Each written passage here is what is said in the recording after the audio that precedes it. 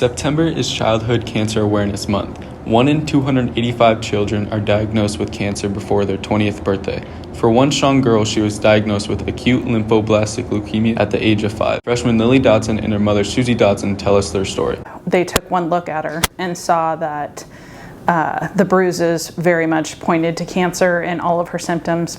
They did not have to even test her. So they told me on the spot that they thought it was cancer and I needed to bring her in. And my first thought was absolutely devastation, obviously, and you're just in disbelief. But I just knew that there was no time to have a meltdown, or you just kind of go in robotic mode of you need to do to save your daughter's life. After over 900 consecutive days of chemotherapy, the Dodson family was told that Lily was going to survive cancer.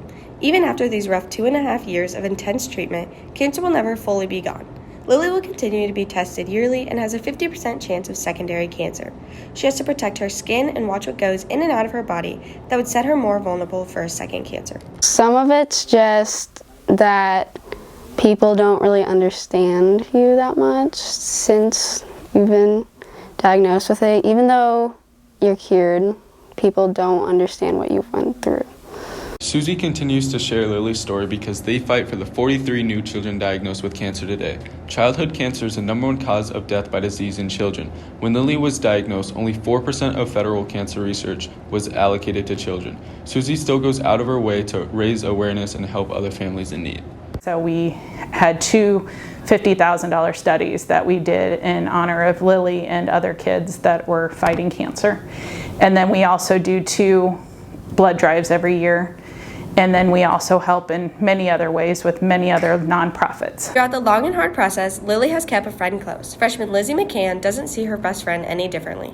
I don't think cancer really changed her. She's still super energetic and just amazing to be around. Well, when she was gone for most of the school year, it was kind of rough because she was the main friend I had. So I don't know, it just wasn't as fun without her. Lily had over a dozen blood and platelet transfusions to save her. Chemo is a form of treatment, but Lily receiving blood was more important. Blood can't be manufactured, it can only be given. The blood that Lily received is the reason she is here today. If Lily was to say something to the people who gave her blood, she would say, I would say thank you, and you've saved a life like mine. This has been Brooke Sliva and Christian Najikaitis reporting for the MWHS Wildcat News.